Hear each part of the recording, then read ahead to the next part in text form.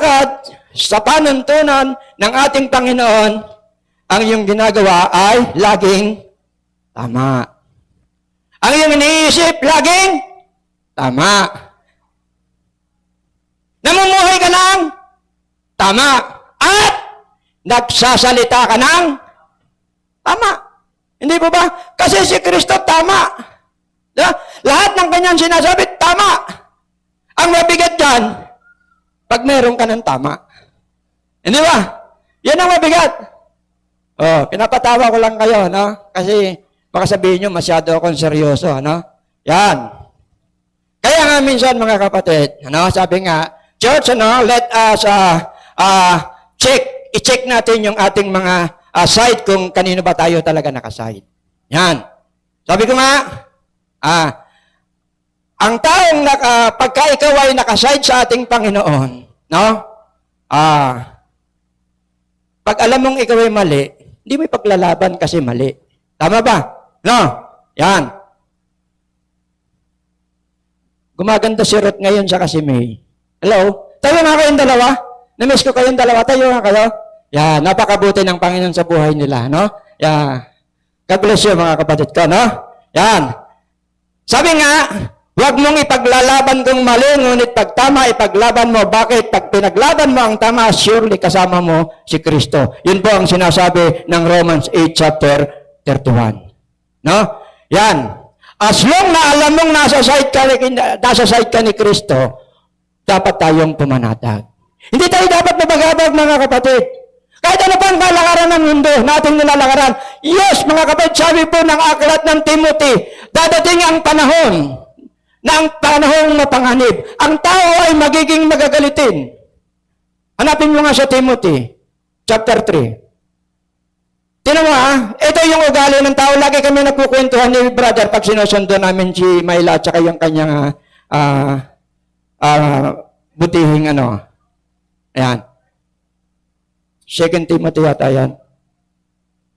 Chapter 3. Ayan, 2 Timothy chapter 3 verse 1. Sabi dito, dapat mong malaman sa mga huling panahon ay darating ang panahon ng kaguluhan. Sapagkat ang tao ay magiging maibigin sa kanyang sarili. Tama naman, walang pakialam ang tao ngayon. Ngayon, tandaan mo kung nagmamaneho ka, delikado ka, bumusina ka lang para sa kanyang kaligtasan, businahan mo lang, mumurahin ka na ngayon. Totoo hindi? Totoo po. Bakit? Personal kong na-experience.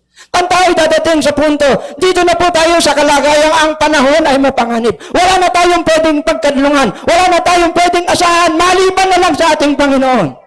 Siya na lang ang tanging proteksyon natin, mga kapatid. Di ba? Ano yung sabi dyan? Magiging may ibigin sa sarili, may ibigin sa salapi. Yan. Kita mo? Biri mo? Ang tao ngayon wala nang panahon sa Diyos. Bakit? Kasi mas inuuna na yung paghahanap ng kanilang ikabubuhay. Tandaan mo, kapatid, huwag kang mapahala.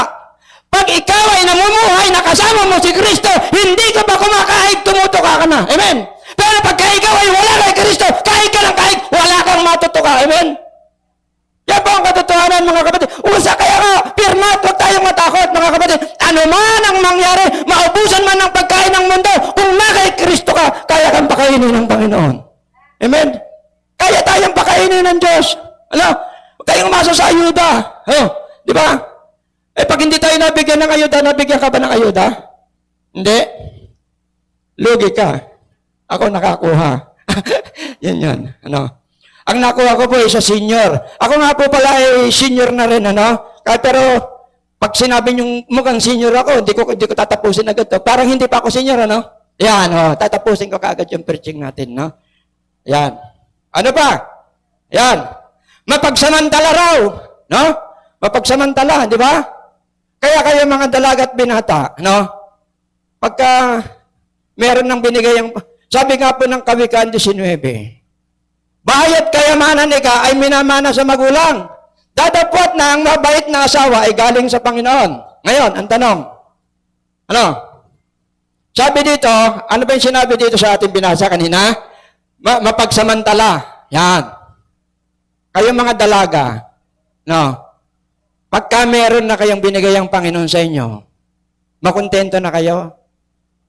Wag na pag nakakita kayo ng pogi, ito na yata ang kalooban ng Diyos sa akin. Oh, bibiri mo. Ano yung kalooban ng Diyos sa kanya? Di ba? Ito na siguro yung way, Panginoon, sa akin. Ito na yung matagal ko nang hinihintay. Hindi nga yun. Lord, pogi ito eh. Ito gusto ko eh. Ito na yung hinihintay. Hindi nga yun. Di ba? Kaya yung mga pogi ngayon, lugi. Buti na lang tayo lahat, hindi pogi, no? Ano, kasi ang tingin ng mga babae ngayon sa mga pogi, mapagsamantala. Pogi ba kayo? Hindi, kasi hindi kayo mapagsamantala, no? Yun po yun, sinasabi dito, ano? Walang pagngalang, tama yun. Alam mo yung mga bata ngayon? Alam mo, lolo ko na to. Ang hirap talagang intindihin eh. Ang hirap palakihin ng lolo talaga eh. Ang hirap talaga magpalaki ng magulang. Ganyan na ngayon ng mga bata. Talagang mapanganib ang panahon. But, mga kapatid, dapat tayong matawa, dapat tayong magalak dahil ang sinasabi ng Biblia, darating ang mga panahong ito, ibig sabihin, darating na ang ating Panginoon, matatapos na ang ating hirap, matatapos na ang ating mga problema sa mundong ito. Bakit? Ang sino mang makalakip sa pagbabalik ni Kristo, wala ka ng problema pagdating mo doon sa kanyang tahanan. At ang sasabihin mo, pag dumating yung time na yon, ikaw ay kakatok, sasabihin ng Panginoon, anak, welcome. Salamat sa iyo sa pagtitiis na ginawa mo. Salamat, anak, sa mga bagay na tiniis mo sa mundong ito. Welcome. Pasok tayo. Ano naman yung hindi nakasama? Sasabihin naman ng 7:21 ng Matthew, Huyo. Lord, sa pangalan mo, gumawa kami ng mga dakilang bagay. Nagpalayas kami ng masamang espiritu. Nagpagaling kami ng mga malubhang karamdaman. Pero ang sasabihin ni Kristo, Uyo, sino ka? Kaya alam niyo mga kapatid, hindi lahat ng tumatawag at nagsasabi, Panginoon, Panginoon, ay kilala ng ating Panginoon. Maliban kung talagang ang Panginoon mo ay kilala mo. Ano? Okay. Ngayon, sabi ko nga po sa inyo mga kapatid, ang totoong Kristiyano, protektado ni Kristo. Ang totoong Kristiyano, kamukha ni Kristo. Ang totoong Kristiyano, ibinibihis si Kristo. Ang totoong Kristiyano, nakasunod sa lakad ni Kristo. Amen? Yan po ang katotohanan. Hallelujah. Okay? Alam nyo ko, iniisip ko rin kasi yung ano nyo no? Baka mamaya tingin nyo sa akin dito, parang tinidor na yung mukha ni pastor Gutom na ako no? Wag ganun mga kapatid, ano natin. So, malapit na po, 3 oras na lang, matatapos na tayo, no? Yan po yung sinasabi. Romans chapter 8 verse 35. Yan. Sabi ko nga po sa inyo mga kapatid, ang isang Kristiyano ay kamukha ni Kristo, ang totoong Kristiyano ay binibihis si Kristo, ang totoong Kristiyano ay nakasunod kay Kristo. Ibig sabihin nito mga kapatid, ano man ang pinagdadaanan mo, ano man ang nararanasan mo, ano man ang pagsubok na nakikita mo sa buhok mo, hindi yan magiging sagabal. Sabi nga, hindi ang kahirapan, hindi ang kawalan, hindi ang karamdaman, hindi ang kahirapan ang makapaghihiwalay sa akin sa pag-ibig ni Kristo. May pera o wala, purihin ng Panginoon. May bigas o wala, purihin ng Panginoon. Yan po ang dapat na motto ng isang Kristiyano. Palakpakan ng Panginoon. Hallelujah! Hallelujah! Hallelujah! Yan. Kaya nga, yan po yung sinasabi. Tandaan nyo, sino ang makapaghiwalay sa atin sa pag-ibig ni Kristo? Ang kahirapan ba? Ang kahapisan ba? O inuusik ka ba? O walang-wala ka ba? O gutom na gutom ka ba? Alam nyo mga kapatid, sinabi ko nga po sa inyo kanina, ako po ay nag-testimony sa inyo. Dumating po sa punto na ako po ay talagang walang-wala. Dating meron, pero ako po ay hinubaran ng ating Panginoon nang dahil po sa aking pagsalangsang. Alam niyo mga kapatid, napakahirap mawalay sa ating Panginoon. Masakit mamalo ang Panginoon. Sabi nga ng Bible, 7 times, ipasusubsob mo yung umuka sa buhanginan sa sobrang sakit na naranasan mo. Kaya nga yun mga kapatid, no? Kaya nga dapat ang maging kaisipan natin mga mahal kong kapatid ay hindi tayo laging nakatingin dun sa mga akin to ako ito Parang ang lagi nating unahin sa ating buhay Sabi ko nga, ang isang Kristiyano at isang hindi Kristiyano, parehas lang kung tayo may problema. Parehas lang tayo makakaranas ng problema. Pero ang kagandahan ng meron kang Kristo, di ba? Kagaya yung kapitbahay namin, patay yung kanyang 2 kidney. Tinadialysis, payat na payat.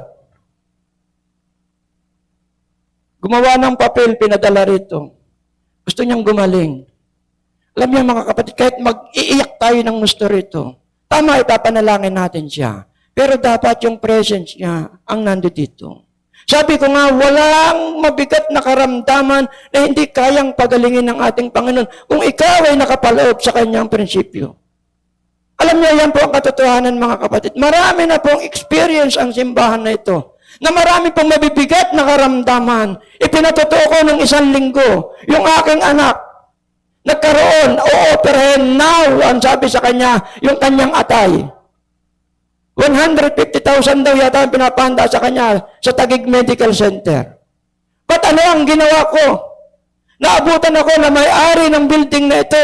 9:00 ng gabi, nakayuko ako rin, nakayakap ako dito. Umiiyak ako sa Panginoon. Sabi ko, Lord, iregalo mo na sa akin. Matagal naman ako, Panginoon, naglingkod na sa iyo. Sana pwede pa akong humingi ng pabor sa iyo, Panginoon. Lord, ang gusto ko, Lord, tunawin mo yung kanyang karamdaman. Then nagpunta siya ng Chinese Hospital at pina-ultrasound. Ang sabi ng doktor, wala ka naman sakit. Sinong magaling? Ako? Hindi, si Kristo. Siya po ang katotohanan, mga kapatid. Yun po yung sinasabi ko, na meron tayong security pag tayo po ay nasa ating Panginoon. Yan. Kaya nga po, mga kapatid, sabi ko nga, confirm your standing in Christ. Psalm chapter 91, verse 14 hanggang 15. Sige, yan na po yung ating huling verse. At tayo po ay dadako na sa ating pakibasa, mga kapatid. Kaya nga sabi ko nga po sa inyo, mga kapatid, no? Sa buhay mo, hindi mo kinakailangang ipagtanggol ang sarili mo. Bakit? Kay Kristo, secure na secure ang buhay mo. Yan. Sige, basa. Nakita mo? Psalm 91, verse 14 hanggang 15. Dapat alam natin kung anong tayo natin. Alam natin kung anong yung side natin sa ating Panginoon. Alam niyo mga kapatid, hindi naman po mahirap humingi sa Panginoon. Hindi po totoong mahirap. Dahil ang tenga ng Panginoon laging nandiyan. At hindi mo ba alam sa bawat paglayo mo at pagtakbo mo palayo sa Panginoon, ang ginagawa ng Diyos sa iyo, gumagawa ng tulay. Habang tumatakbo ka, idinudugtong niya, inilalapit niya yung tulay para paisipan mong bumalik, meron kang madadaanan. Ganyan po kabuti ang Panginoon, mga kapatid. So walang dahilan para tayo po ay matakot. Huwag tayong matakot sa mga bagay na, hindi ko sinasabing, sige, pumunta na kayo kung saan-saan. Basta ang sinasabi ko lang po sa inyo, huwag kayong matakot sa COVID na ito kung si Kristo ay kasama mo. Dahil ang sabi ng Roma 8:31, kung ikaw ay na kay Kristo, sino ang magiging laban para sa iyo? Yan po, mga kapatid, ang tayo ko bilang pastor ng iglesyang ito. Wala akong kinakatakutan maliban sa Kanya. Maliban sa Kanya. Sa Kanya lang ako takot. Sa ating Panginoon. Pero sa aking kapwa-tao, kaya mo akong patayin, okay lang, walang problema. Pero tandaan mo, ang sabi ng Biblia, touch not my anointed ones. Huwag mong sasalingin ang aking pinunasan. Yan po ang sabi ng ating Panginoon. Bakit? Kung nating nakita po ang kasaysayan ni Haring David at saka ni Saul. Si Saul po nag-aalab sa galit dahil sa selos kay David. Pinagtangka niyang patayin si David, pero hindi siya ginawa ng masama ni Haring David. Kundi bagkos, ang sabi niya, nang si Saul ay pumunta sa yungib, naputol niya yung kaperaso ng kanyang damit. At ang sabi ng mga tauhan ni Haring David, ito na yung pagkakataon para patayin mo yung si Saul. Pero anong sabi ni Saul? Huwag mong gagalawin ang pinunasan ng Panginoon. At ang sabi niya, Haring Saul, bakit ikaw ay nag-aalab sa iyong lingkod? Wala akong inisip na masama sa iyo. Wala akong pinlanong laban sa iyo. Kung ako ay may masamang layunin sa iyo, ito ang laylayan ng damit mo, naputol ko, pero hindi kita ginalaw sapagkat alam ko, ikaw ay pinunasan ng ating Panginoon. Kaya yan po mga kapatid. Ano? Kaya, nabasa mo na? Sapagkat kanyang inilagak ang kanyang pag-ibig sa akin, kaya't iniligtas ko siya, aking inilagay siya sa mataas sapagkat kanyang naalaman na ang pangalan ko, siya'y tatawag sa akin at sasagutin ko siya, ako'y sa kanya, sa kabagabagan, aking ililigtas siya at pararangalan ko siya. Sino nagsalita niyan? Tandaan mo mga kapatid, pag ang Diyos ay nagsalita, sigurado, garantisado, dokumentado, mangyayari pag ang Diyos ang nagsalita mga kapatid. Kaya nga, in times of trouble, alam niyo ba kung anong telephone number ng Panginoon? Alam niyo kung anong telephone number ng Panginoon? Jeremiah 33 verse 3, tumawag ka sa akin at ako'y sasagot at magpapakita ko ng dakilang bagay na hindi mo pa nararanasan sa iyong buhay. Ganyan po mga kapatid, meron kang security sa iyong buhay at yan ay walang iba kundi ang ating Panginoon. Security ng ating buhay ang ating Panginoon. Diba? Kaya matuto tayo mga kapatid, sumunod. Biri mo, minsan alam nyo nakakalungkot mga kapatid. Mabuti pa yung alon nung sinaway ng Panginoon. Tumahimik ka alon. Nung sila'y nasa bangka na nag-aalala yung kanyang mga apostol. Sabi niya, Panginoon, wala ka bang malasakit sa amin? Lulubog na ang bangka, natutulog ka pa? Anong sabi ni Kristo? Alon, bumayaba ka. Dagat, humimpil ka. Ano nangyari? Sumunod. Pero tayo, pag sinabi natin, ano sinabi ng Panginoon sa atin? Anong ginagawa natin? Sumusunod tayo? Buti pa yung alon, sumusunod sa Panginoon. Di ba? Kaya nga, parang sabi ko nga sa inyo mga kapatid, ang hirap intindihin, ano? Ang hirap talaga intindihin ng tao, ano? Pero alam mo mga kapatid, kahit ang kukulit natin ng mga tao, iniintindi pa rin tayo ng ating Panginoon. No? Kahit anong sama natin, iniintindi tayo ng Panginoon. Kaya nga, ang dapat natin gawin mga kapatid, sabi ko nga po sa inyo, ito yung time, ito yung oras na ang panahon natin ay mapanganib na ang dapat mga kapatid ko ay italaga na natin yung ating buhay sa ating Panginoon. Bakit? Sa isang kisap mata, in a twinkling of an eye, maaring dumating ang ating Panginoon. Ang tanong, question mark, kasama ka ba? Yun ang tanong. Kasama ka ba? Kaya nga mga mahal kong kapatid, sabi po ng Acts chapter 4 verse 12, walang ibang pangalan sa sukat sa ilalim ng lupa o langit man na ito na sukat nating ikaligtas maliban sa ating Panginoon. Then, sinagot yan, John chapter 14 verse 6, I am the way, the truth, and the life. Ako ang daan at ang katotohanan at ang buhay. Yun ang sabi ng ating Panginoon. Mga mahal kong kapatid, pahalagahan po natin ang ating buhay. Iisa lang ito.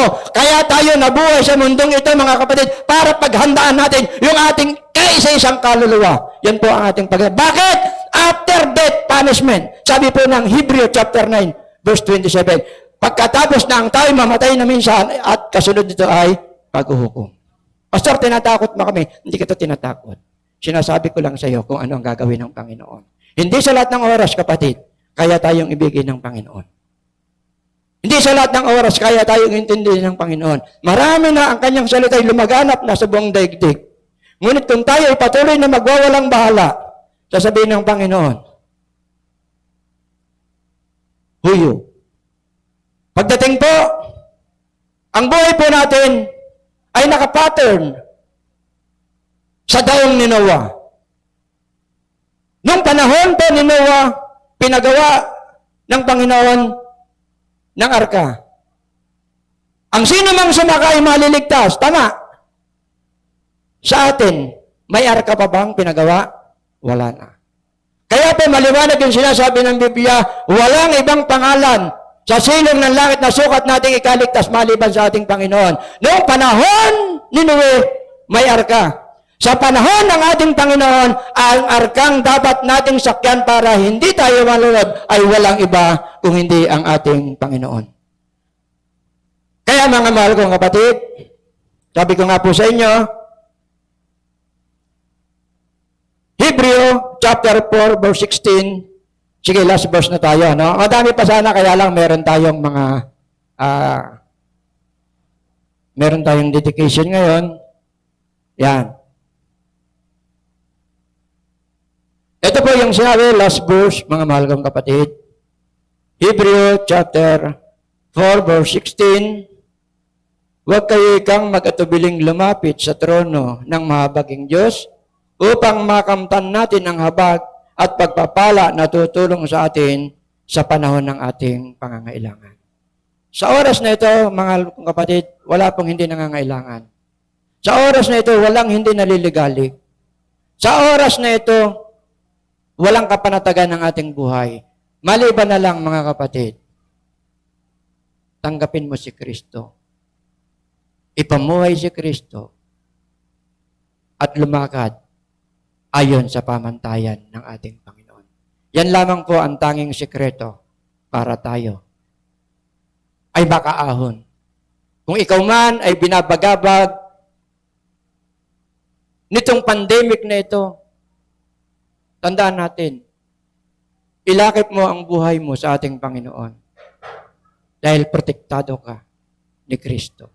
Hindi kanya iiwanan. Sabi po ng Isaiah chapter 41 verse 9, huwag kang matakot, huwag kang mag-alala, huwag kang mangamba, hindi kita iiwanan, aalalayan kita ng kanang kamay ng aking katwiran. Tayo po tayong lahat, mga kapatid ko, at tayo po ay dadalangin sa ating Panginoon. Okay? Yan. Okay? Sige.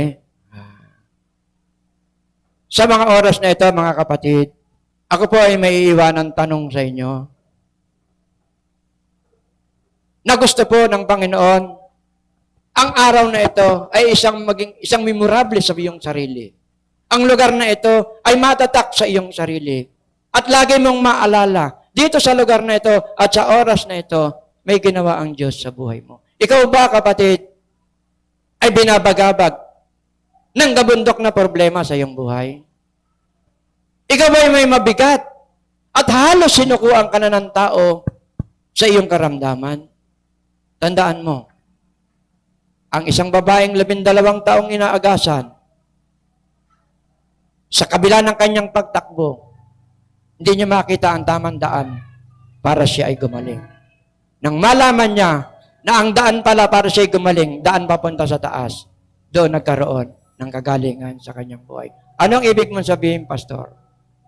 Walang ibang daan na maaari nating hakbangan para tayo ay maging safe sa mundong ito. Walang iba kundi si Kristo na ating Panginoon. Yes, Lord. Oh, hallelujah. Jesus, I'm in love with you. Ina-challenge kita, kapatid. Jesus, I'm Gustong in patunayan ng Panginoon kung sino siya sa oras. Gustong ipakita ng Panginoon ang kaya niyang gawin sa buhay. Meron ka bang inaalala? Meron ka bang tinaramdam? Mabigat na bigat ka sa iyong nararanasan sa iyong buhay. Kapatid, Jesus, I want hinahabol ko ito. of you. Tanggapin mo si Kristo Jesus, I at aminin mo sa sarili mo. Wala kang magagawa. Kung wala si Kristo. Draw me closer. Hirap na ba sa iyong buhay? Bigat na ba sa iyong pinapasal? Nalilito ko ba sa oras na ito? Hawakan mo Jesus, ang salita ng I'm in Panginoon. love Kilalanin mo si Kristo. with you. May Diyos na handang magmalasakit sa buhay Jesus, mo. I'm in May Panginoon na may pakialam sa buhay mo. with you. Hinihintay lang ng Take Panginoon. me deep. Ibuka mo ang iyong labi. Antena ng Panginoon ay nakatuon sa iyong mga labi. Kausapin mo siya, kapatid. Kausapin mo siya. Jesus, I want Kung sinukuha ka na ng tao, love you. meron tayong Panginoon.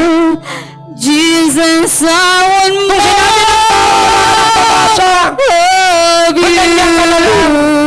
Sasabihin ko sa iyo, si Kristo na kahit kailan, hindi ka niya iiwanan, hindi ka niya pababayaan sa lahat ng oras at sandali ng iyong buhay. Ang Panginoon ay andyan at sinasabi niya sa iyo, anak, ibigay mo na sa akin. I am wonder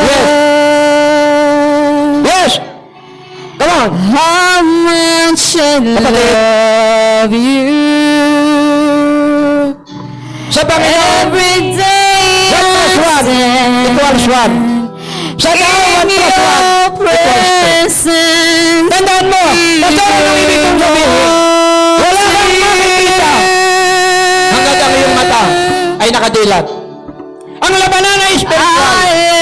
Ang labanan sa oras na ito, maniwala ka sa bagay na hindi mo nakikita. Before away from you.